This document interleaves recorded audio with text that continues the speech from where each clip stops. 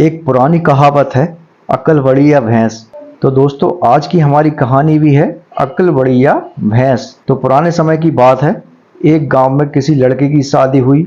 तो शादी के 1 महीने के बाद उसी परिवार में एक भैंस ने एक बोदे को जन्म दिया।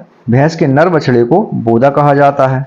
आमतौर पर भैंस के मादा बछड़े की ज्यादा महत्ता होती है, क्योंकि वह भैंस बनकर दुधारू पशु बन जाती है, जबकि भैंस के बछड़े की बोदे की कीमत नहीं होती। पुराने जमाने में ऐसी बातें भाग से जोड़ा जाया करती थी। बहू का आगमन अशुभ समझा जाने लगा। जन्म के 4 दिन बाद ही बोदा मर गया और मुसीबत पैदा हो गई। भैंस ने दूध देना बंद कर दिया। वैसे सभी भैंसें दूध देना बंद नहीं करती, पर यह तो जिद्दी थी।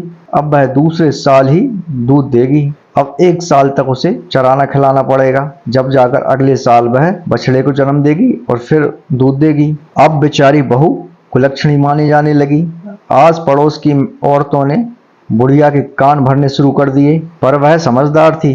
कोई अनहोनी तो हुई नहीं थी, ये तो आम बात थी। भैंस का दूध निकालने की 2-3 दिन कोशिश की गई, पर वह सींग चलाकर घर वालों को दूर भगा देती थी। घर की मालकिन बुढ़िया को एक तरकीब सूझी। उसने किसी दूसरी भैंस का बच्चा लाकर खड़ा कर दिया। उसे भैंस ने सूंघा और सींग मारकर भगा दिया। बहू पढ़ी लिखी और समझदार थी। बहू ने इस बात से अंदाजा लगाया कि जरूर यह भैंस अपने बच्चे की गंध पहचानती है। उसे एक और तरकीब सूझी, अगर उसके बच्चे की खाल मिल जाए तो शायद मामला हल हो जाए। उसने अपनी सास को यह तरकीब बताई। उसकी सास की भी समझ में आ गया। उसने अपने बेटे से कहा, खाल रंगैया के घर जाकर देखो, अभी उसने बोदे की खाल को रखा है तो ले आओ। लोगों ने पूछा, मरे बोदे की खाल का क्या करोगी? बहू ने कहा, मंगा तो लो। बुढ़िया ने हामी भर दी। संयोग से खाल मिल गई। सर्दी के दिन थे, अभी वह खराब नहीं हुई थी। खैर 4 डंडे जोड़कर घास फूस लपेटकर उसे खाल उड़ाकर एक पुतला तैयार किया गया, जिसको खल बच्चे का नाम दिया गया। उसे भैंस के पास लाकर रखा गया।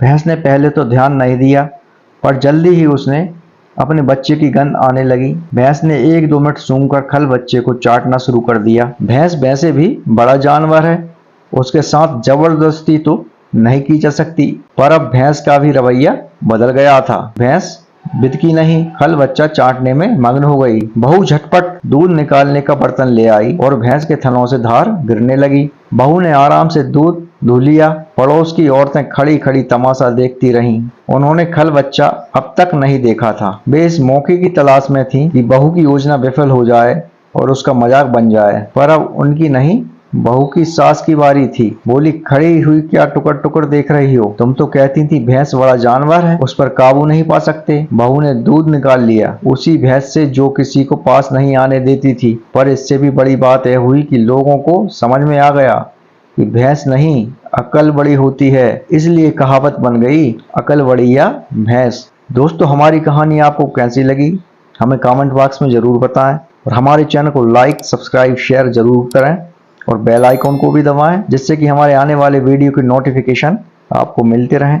मिलते हैं अगले वीडियो में, जब तक के लिए नमस्कार।